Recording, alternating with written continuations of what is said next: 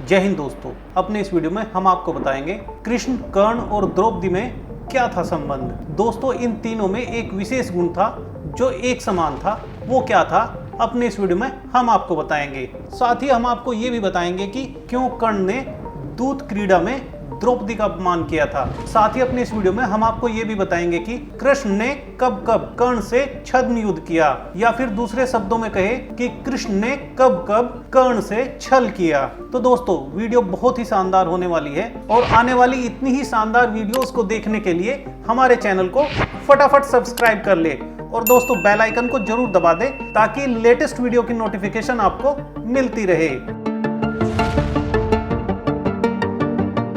कुंती पुत्र युधिष्ठिर, अर्जुन और भीम और माद्री पुत्र नकुल और सहदेव की पत्नी द्रौपदी थी। राजा द्रुपद की बेटी द्रौपदी को पांचाली भी कहा जाता है। कुंती के एक और पुत्र था कर्ण। कर्ण को कुंती ने विवाह से पहले जन्म दिया था और नदी में बहा दिया था। अधिरथ नाम के एक रथी को कर्ण मिले और उन्होंने उसे पाला था। उस रथी की पत्नी का नाम था राधा, इसलिए कर्ण को राधे भी कहा जाता था। चलिए अब बात करते हैं कृष्ण और द्रौपदी में क्या था संबंध। भगवान श्री कृष्ण और द्रौपदी अच्छे मित्र थे। द्रौपदी उन्हें सखा तो श्री कृष्ण उन्हें सखी मानते थे। कृष्ण ने द्रौपदी के हर संकट में साथ देकर अपनी दोस्ती का कर्तव्य निभाया। एक अन्य कथा के अनुसार जब श्री कृष्ण द्वारा सुदर्शन चक्र से शिशुपाल का वध किया गया, उस समय श्री कृष्ण की उंगली कट गई थी। उंगली कटने पर श्री कृष्ण का रक्त बहने लगा। तब द्रौपदी ने अपनी साड़ी फाड़कर श्री कृष्ण की उंगली पर बांधी थी।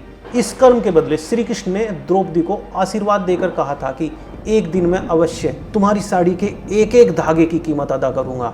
इन कर्मों की वजह से ही श्री कृष्ण ने द्रौपदी के चीरहरण के समय उनकी साड़ी को एक पुण्य के बदले ब्याज सहित इतना बढ़ाकर लौटा दिया जिससे उनकी लाज बच गई। चलिए अब बात करते हैं कर्ण और द्रौपदी में क्या था संबंध। द्रौपदी स्वयंवर के समय एक अजीब घटना घटी। द्रौपदी के स्वयंवर में जरासंध, शल्य, शिशुपाल, दुर्योधन, दुशासन सहित बड़े बड़े महारथी पहुंचे थे। प्रतियोगिता में घूमती हुई मछली की आंख पर निशाना लगाना था और वो भी जल में देखकर। जरासंध को श्री कृष्ण ने अपनी चाल से प्रतियोगिता से हटा दिया। उसके साथ और राजा भी हट गए।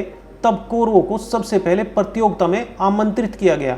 सभी निशाना लगाना तो दूर, धनुष को उठा तक नहीं सके। कौरवों के असफल होने पर दुर्योधन के परम मित्र कर्ण ने मछली को निशाना बनाने के लिए धनुष उठाया, किंतु उन्हें देखकर द्रौपदी बोल उठी, यह सूतपुत्र है, इसलिए मैं इसका वरण नहीं कर सकती। द्रौपदी के वचनों को सुनकर कर्ण ने लज्जित होकर धनुष बाण रख दिया। इसके बाद अर्जुन की बारी आई। तब अर्जुन ने लक्ष्य भेदन किया। कहते हैं कि जब कर्ण ने धनुष को उठा लिया था तब द्रौपदी कर्ण से विवाह करना चाहती थी, लेकिन जब उसे पता चला कि कर्ण तो सूतपुत्र है तो उसने अपना इरादा बदल दिया। ये भी कहा जाता है कि द्रुपद और श्री कृष्ण के दबाव में आकर उसने इरादा बदलकर भरी सभा में कर्ण का अपमान किया ताकि उससे हमेशा के लिए छुटकारा पाया जा सके। इसके बाद में जब द्रौपदी का चीरहरण हो रहा था तब कर्ण ने अपने अपमान का बदला लिया था। चलिए अब बात करते हैं श्री कृष्ण और कर्ण में क्या था संबंध। युद्ध में एक और भगवान श्री कृष्ण थे तो दूसरी ओर कर्ण।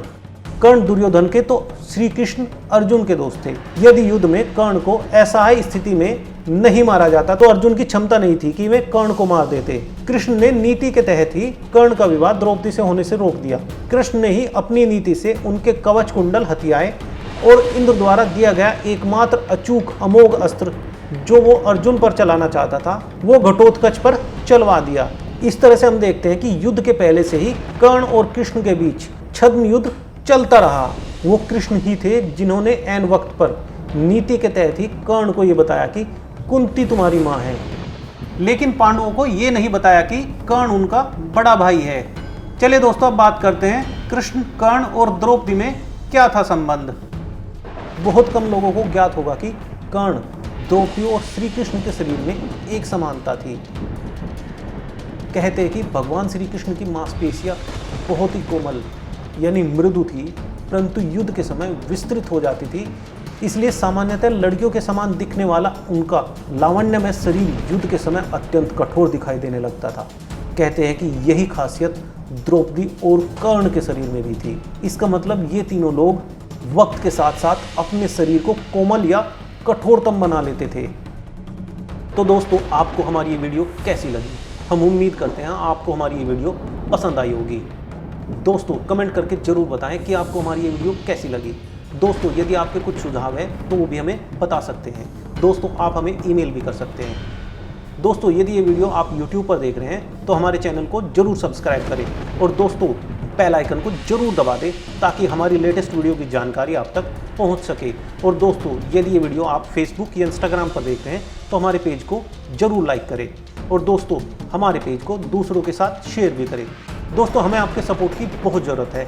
दोस्तों, यदि आप हमें सपोर्ट करते रहेंगे तो हम आपके लिए बहुत अच्छी इंटरेस्टिंग और इन्फॉर्मेटिव वीडियो बनाते रहेंगे। जय हिंद दोस्तों।